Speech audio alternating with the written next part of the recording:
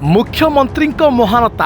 हाँ दर्शक बंधु, महानता देखाई मुख्यमंत्री जड़े एक्सीडेंट होइथिबा बाइक आरोही को हॉस्पिटल में भर्ती कर खबर आसुछि सुदूर महाराष्ट्र मुख्यमंत्री एकनाथ शिंदे से जाउथबा समय एक बाइक आरोही दुर्घटनाग्रस्त हो पड़िथिबार देखिले एवं तुरंत तांको कारकेट को अटकाइले एवं से बाइक आरोही को नहीं से हॉस्पिटल में भर्ती कले। परवर्ती समय निज गंतव्य स्थल को गले।